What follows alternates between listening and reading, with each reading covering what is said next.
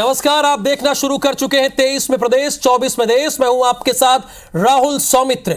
मध्य प्रदेश के पाठ्यक्रम में जल्द ही वीर सावरकर को पढ़ाया जाएगा। आज इस बात का ऐलान स्कूल शिक्षा मंत्री ने किया। इसके पीछे उनका तर्क है कि राष्ट्रीय शिक्षा नीति 2020 के तहत भारत केंद्रित शिक्षा पर हम काम कर रहे हैं और सही महापुरुषों की जीवनी को सिलेबस में जोड़ा जा रहा है। स्कूल शिक्षा मंत्री का यह भी मानना है कि कांग्रेस ने महान क्रांतिकारियों को इतिहास के पन्नों में जगह नहीं दी। इस पर कांग्रेस का भी पलटवार आ गया। उन्होंने कहा है कि अंग्रेजों से माफी मांगने वाले को इतिहास में जगह देना शर्मनाक है। कांग्रेस का यह भी तर्क है कि सावरकर ने भगत सिंह और सुभाष चंद्र बोस का विरोध किया। तो सवाल अब उठ खड़ा होता है मध्य प्रदेश की जनता के सामने कि सिलेबस में सावरकर को रखा क्यों गया है और कांग्रेस के इस विरोध के पीछे उनका तर्क क्या है और उनके विरोध में दम कितना है। यह जानने की कोशिश करेंगे पंकज चतुर्वेदी जी से, जो कि भारतीय जनता पार्टी के प्रवक्ता हैं, और आनंद जाट जी से, जो कि कांग्रेस के प्रवक्ता हैं। लेकिन पहले नेताओं की बात सुना देते हैं, क्या कहना है उनका। उसके बाद आनंद जाट जी और पंकज चतुर्वेदी जी से सीधा सवाल होगा।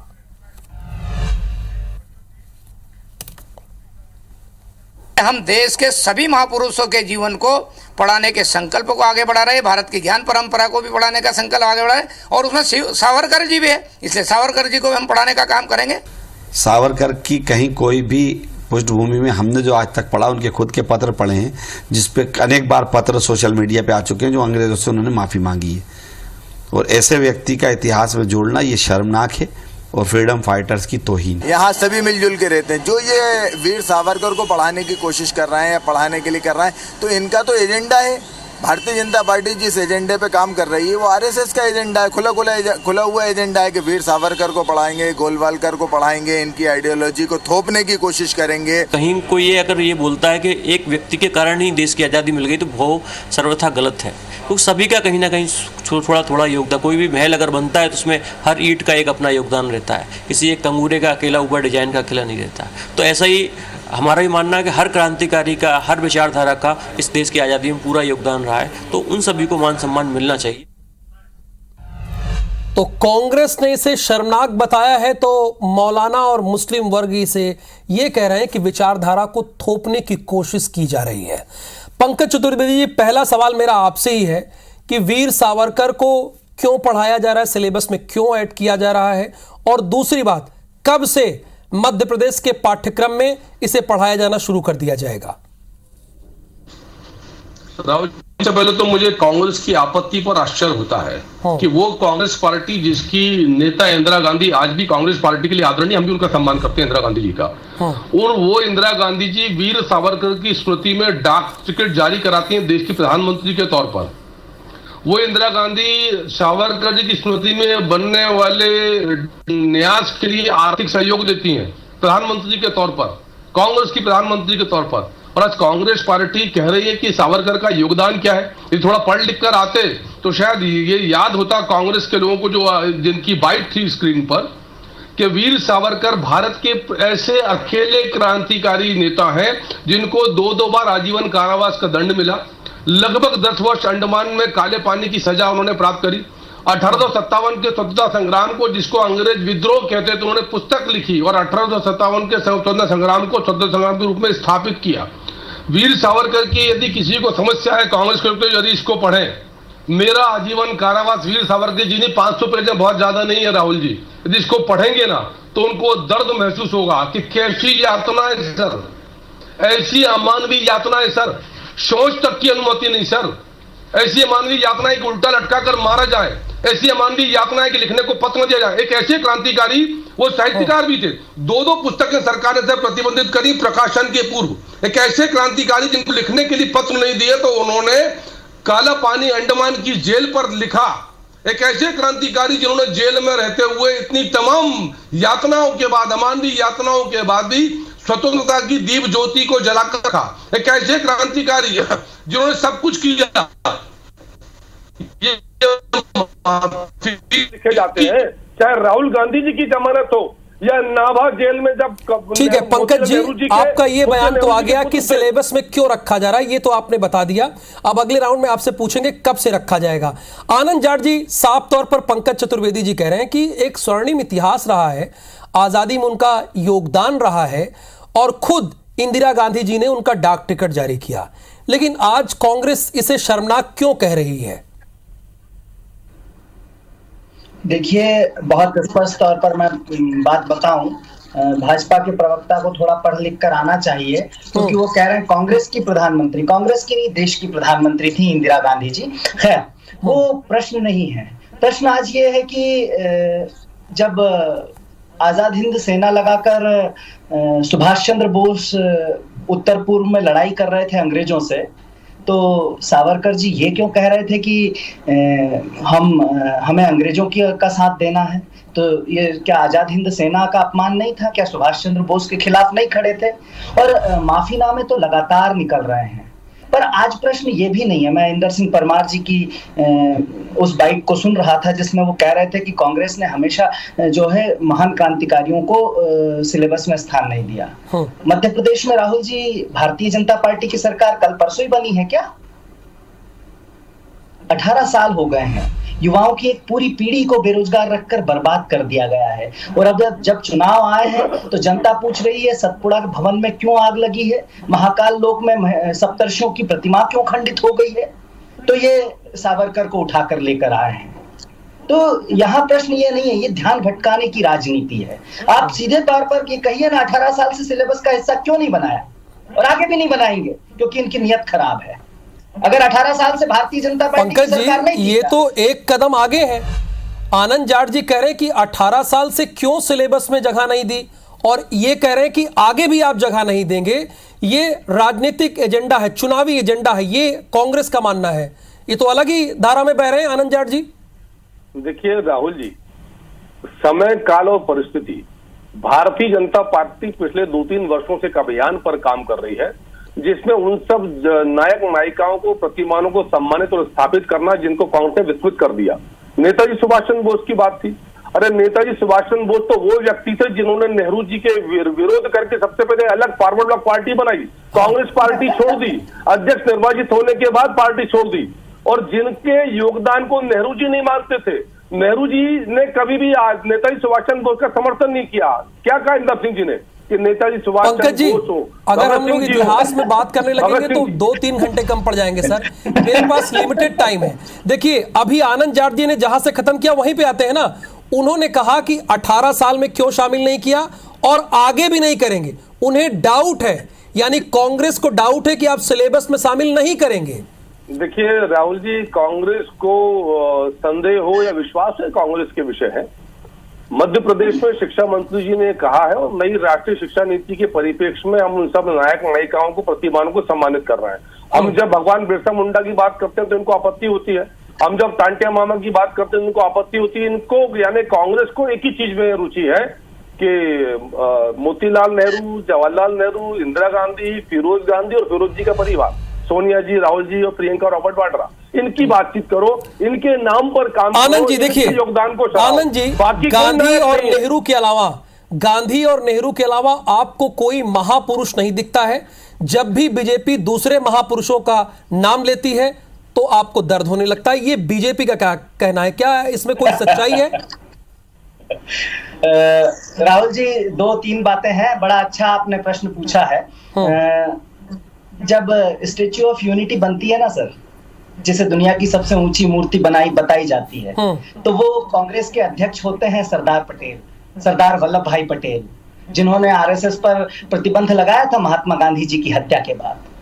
सुभाष चंद्र बोस कांग्रेस के 2 बार अध्यक्ष रहे हैं, और उन्हीं का नाम लेकर वो सुभाष चंद्र बोस ने श्यामा प्रसाद मुखर्जी को कलकत्ता की सड़कों पर दौड़ाया था। और जब आजाद हिंद फौज में 3 ब्रिगेड, आनंद जाट जी, सवाल का जवाब नहीं मिला। देखिए, मैंने पंकज जी से भी आग्रह किया कि अगर हम इतिहास में जाएंगे तो 2-3 घंटे की बहस करनी पड़ेगी। हम जनसंवाद करेंगे ना आपसे आके। अरे सुनिए मेरी बात सुनिए। आपको क्या जवाब चाहिए? आप बताइए कि सुभाष चंद्र बोस क्या गांधी परिवार से है क्या? सरदार वल्लभ भाई पटेल क्या गांधी परिवार से है क्या? आपको वही तो जवाब दे रहा हूँ जो आपने पूछा है। गांधी परिवार से इतर बता रहा हूँ कि कौन महापुरुष है। यही तो समझाया आपको। आपने पूछा प्रश्न और उसी का तो उत्तर है, और क्या उत्तर दूं बताइए ना। और इनको कब पता चला कि बिरसा मुंडा ने कोई काम किया है इस देश के लिए? जब हमने इतिहास लिखा और बताया तब पता चला। कौन थे बिरसा मुंडा? बिरसा मुंडा अंग्रेजों के खिलाफ लड़े, और अंग्रेजों के मुखबिर जो हैं वो आज कह रहे हैं कि बिरसा मुंडा को हमने बुला दिया। बिरसा मुंडा की विचारधारा के खिलाफ तो आरएसएस लड़ रहा था, क्योंकि हम अंग्रेजों से लड़ रहे थे और बिरसा मुंडा अंग्रेजों से लड़ रहे थे। पंकज जी, आपकी बात से गुस्से में हो गए आनंद जाट जी। वो कह रहे हैं गांधी नेहरू छोड़िए, हम सुभाष चंद्र बोस, सरदार वल्लभ भाई पटेल, वो तो कई नाम गिना रहे हैं। वो कह रहे हैं कि महापुरुषों का हमेशा हमने सम्मान किया है। राहुल जी, जब तर्क नहीं होता तो ताप बढ़ जाता है, तो कोई दिक्कत नहीं है। अभी परिपक्वता आएगी तो फिर समझ में आएगा कि ताप से नहीं तर्क से काम चलता है।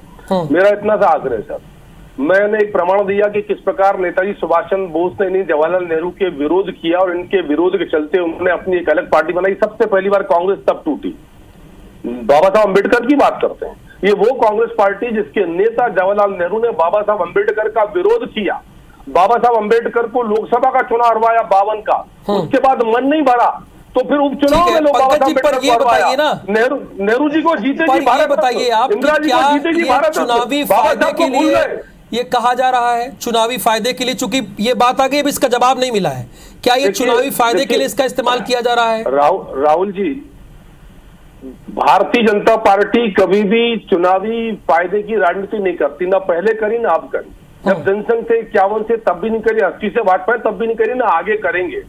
समय काल परिस्थिति की आवश्यकता है। अगर देखिए पंकज जी, देखिए ठीक है, हम लोग संवाद करें। अभी इस सिलेबस में जोड़ना तो मुमकिन है नहीं, चूंकि आज 29 तारीख हो गई, 1 जुलाई आने वाली है। तो अभी कहना क्या इसी सत्र से जोड़ रहे हैं, 23-24 से या 24-25 से?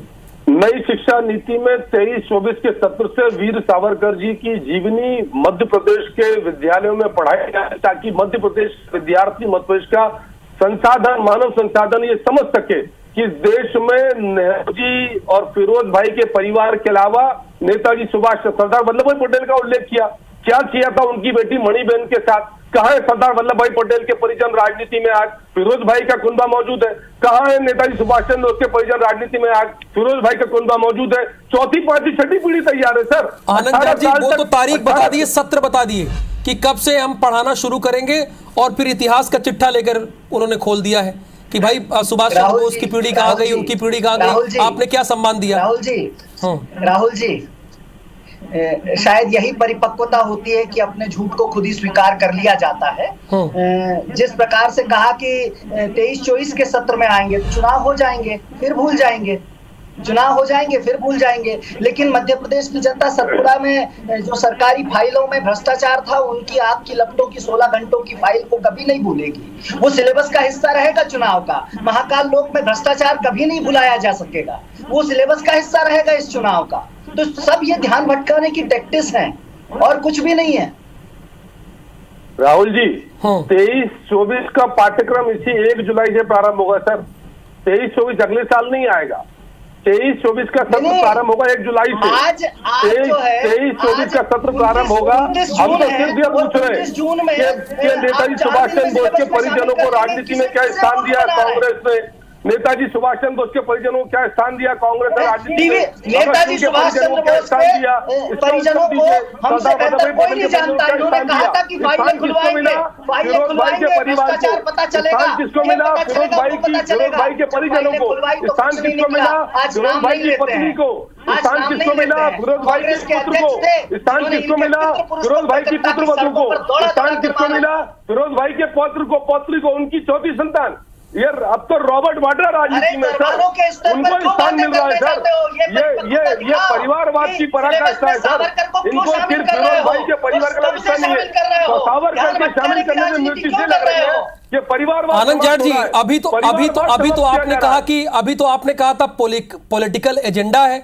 अब तो वो तारीख बता दी है सत्र की कि इसी 23 और 24 में, चुनाव तो नवंबर में होगा, इसी 23 और 24 के सत्र पढ़ाया जाएगा। अब आप कह रहे क्यों पढ़ाया जा रहा है? अभी जब आप उनसे बहस कर रहे थे तो राहुल जी सुनेंगे? हाँ राहुल जी सुनेंगे।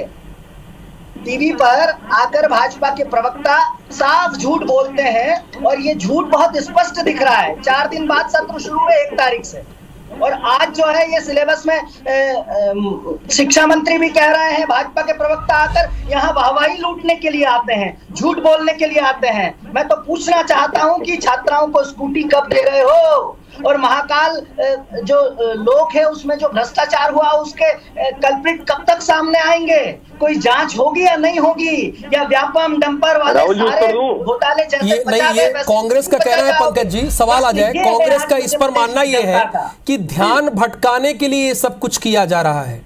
देखिए, हम तो ध्यान लगाना चाहते हैं उन लोगों पर कि जो नेहरू और फिरोज भाई के परिवार से अलग है, जिनका योगदान है भारत में। कौन से कांग्रेस के नेता को 2 बार आजीवन कारावास हुआ?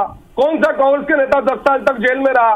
कौन से कांग्रेस के नेता ने 1857 के संग्राम की पुतली की? कौन सा नेता 10 साल रहा? नाभा जेल से माफी मांगकर भाग आए नेहरू जी, नाभा जेल से माफी मांगकर भाग आए नेहरू जी। राहुल गांधी जी जो है जमानत पर है भ्रष्टाचार के मामले में, भ्रष्टाचार की बात करते हैं। 85% भ्रष्टाचार राजीव गांधी जी ने स्वीकार किया। फिरोज भाई के पुत्र राजीव गांधी देश के प्रधानमंत्री स्वीकार किया। नहीं, आपने कुछ कांग्रेस नेताओं के नाम पूछे ना, तो आनंद जाट जी बताने के लिए तैयार है। उन्होंने बोला कि आप मुझे मौका दीजिए, मैं बताऊंगा। इतिहास लिखो, अपना बखान करो। हम तो पूछ रहे हैं कि सरदार वल्लभ भाई पटेल के परिजन क्यों नहीं, नेताजी सुभाष चंद्र बोस के परिजन क्यों नहीं, बाबा साहब अम्बेडकर के परिजन क्यों नहीं, भगत सिंह के परिजन क्यों नहीं, फिरोज भाई का परिवार क्यों? फिरोज भाई की पीढ़ी पर पीढ़ी यह परिवारवाद की पराकाष्ठा है सर। और आनंद जाट जी, परिवार पंकज जी उनका उत्तर आ जाने दीजिए। आनंद जाट जी, सबसे पहला जो आजीवन कारावास हुआ था वो बाल गंगाधर तिलक साहब को हुआ था, कांग्रेस के नेता थे। और पंडित नेहरू जो हैं वो 10 साल से ज्यादा इस देश की आजादी की लड़ाई में जेल में रहे हैं। और पंडित गणेश शंकर विद्यार्थी का अगर नाम सुना होगा तो प्रदेश कांग्रेस इकाई उत्तर प्रदेश के अध्यक्ष थे और वो शहीद हो गए थे सांप्रदायिक दंगे में। तो यहाँ हमें ना बताएं कि हमारा शहादत का इतिहास है या नहीं है, वो नहीं बता सकते जो माफी वीर रहे हैं, जिन्होंने माफीनामे लिखे हैं अंग्रेजों को। नेहरू जी ने लिखा था नाभा जेल में, सरकारें नेहरू जी का माफीनामा भूल गए? सभा के जब सावरकर, अरे नेहरू जी का माफीनामा तो याद कर लेते हैं इन्होंने, इसलिए नेहरू जी का माफीनामा भूल गए नाभा जेल का। मैं बताता हूँ, मोतीलाल नेहरू ने लिखा कि मेरा राजकुमार पुत्र जेल नहीं जा सकता। अरे नेहरू जी का माफीनामा याद करो, नेहरू जी का माफीनामा याद कर लेते नाभा जेल का। जरा नेहरू जी का माफीनामा याद कर लेते। उत्तर दो, सरदार पटेल के परिजनों को स्थान क्यों नहीं? नहीं पंकज जी, ये जो आपका ये तर्क है ये आपने कहां से उठाया है, ये जरा ये भी बताइए ना, फिर मैं आनंद जाट जी के पास जाता हूं। कौन सा तर्क राहुल जी? जो आप कह रहे हैं कि नेहरू जी ने भी माफी मांगी थी अंग्रेजों से। अरे सर, अरे राहुल जी सर्च कर लीजिए सर, और चुनौती दे रहा हूं पूरी कांग्रेस को, मैं फिरोज भाई के परिवार को। अरे चुनौतियों का क्या है, झूठ बोलने से कुछ नहीं होगा, इन झूठों से कुछ नहीं होगा। आपको चुनौती देता हूं, आप सच साबित कर दीजिए। बार-बार चिल्लाकर कह रहा हूं ये बात कि झूठ बोलने वाले माफीवीरों के वैचारिक कंसेप्ट जो है इतिहास को बदलने पर। अब सर फाइनल स्टेटमेंट दे दीजिए दोनों लोग, आप दोनों लोगों ने पक्ष रख दिया। प्लीज आनंद जाट जी थोड़ा, अब समय का अभाव है, अब फाइनल निष्कर्ष पर आते हैं ना। आपका क्या मानना है? आनंद जाट जी शुरुआत में कर रहा हूं, सिलेबस में सावरकर 23-24 में शामिल हो जाएंगे। इसी पैनल में पंकज जी का दावा है। कौन है ये जो दावा कर रहे हैं? मंत्री हैं या मुख्यमंत्री हैं? इनकी बातों का क्या वजन है? सर हम तो आप दोनों को कांग्रेस और बीजेपी मान रहे हैं, किसी को व्यक्तिगत आरोप, किसी को छोटा बड़ा मत कहिए। हम लोग आपको इसलिए बुलाते हैं कि आप बीजेपी का प्रतिनिधित्व कर रहे हैं और आप कांग्रेस का, आप व्यक्तिगत आरोप लगा रहे हैं। अपनी बात रखिए, इसका जवाब कौन देगा? आगे चलिए राहुल जी, बचपन है, अपरिपक्व है, आगे चलिए। आनंद जी अपनी बात रखिए, अपरिपक्व है, आगे चलिए राहुल जी, आगे चलते हैं। प्लीज आनंद जाट जी अपनी बात रखिए, फिर पंकज जी के पास जाऊंगा। मैं सिर्फ सिंपल सी बात कह रहा हूं कि 18 साल से सिलेबस का हिस्सा क्यों नहीं बनाया? अगर ये सावरकर को मानते हैं और ये मानते हैं कि उन्होंने जो माफी मांगी वो सही मांगी है, अगर देश से गद्दारी करना सही है, पंकज जी मुखबिरी करना सही है, तो फाइनल जवाब। आनंद जी एक मिनट सर, प्लीज उनको भी सुन लेते हैं ना राहुल जी, वो सुने आपको।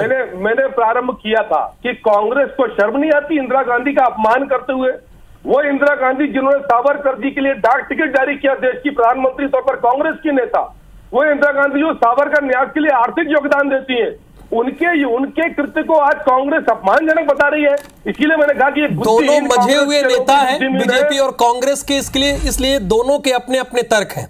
हालांकि पंकज चतुर्वेदी जी ने यह साफ तौर पर कहा कि इसी सत्र से यानी 23 और 24 से शामिल कर लिया जाएगा, लेकिन आनंद जाट जी का यह मानना है कि 18 साल में आपने क्या किया, अब क्यों पढ़ा रहे हैं, क्या ध्यान भटकाना चाह रहे हैं। बहुत शुक्रिया इस बहस में हिस्सा लेने के लिए आनंद जाट जी, और पंकज चतुर्वेदी जी आपका भी नमस्कार।